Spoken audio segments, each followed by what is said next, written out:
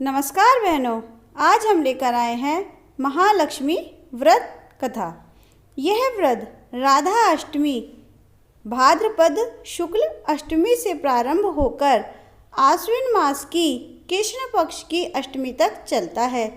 इस दिन लक्ष्मी जी के पूजन का विधान है। महालक्ष्मी व्रत की पूजन विधि। लक्ष्मी जी की मूर्ति को स्नान कराकर नए वस्त्र पहनाए जाते हैं। फिर लक्ष्मी जी को भोग लगाकर और आचमन कराकर फूल, दीप, धूप, चंदन आदि से आरती करते हैं। प्रसाद को आरती के बाद वितरित करते हैं। रात्रि को चंद्रमा के निकलने पर उसे अर्घ्य देकर स्वयं भोजन करें।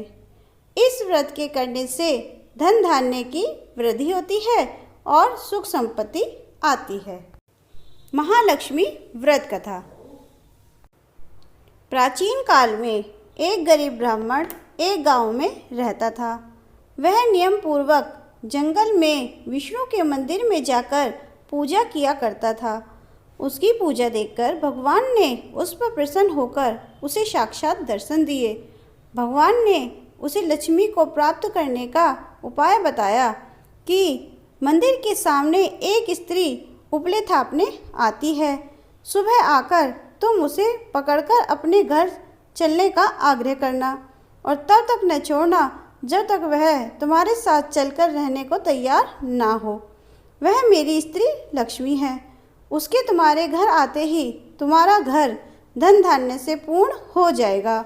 इतना कहकर भगवान विष्णु अंतर्ध्यान हो गए और ब्राह्मण अपने घर चला गया।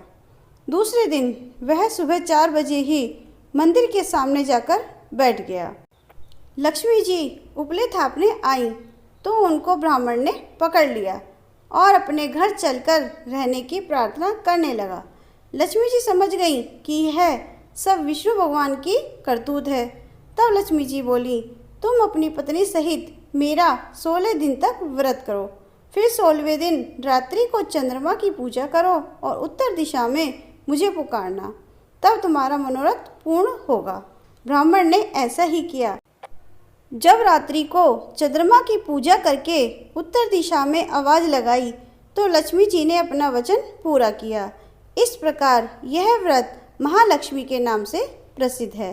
हे लक्ष्मी माँ, जैसे तुम ब्राह्मण के घर आई वैसे सबके घर आना। बोलो लक्ष्मी माता की जय।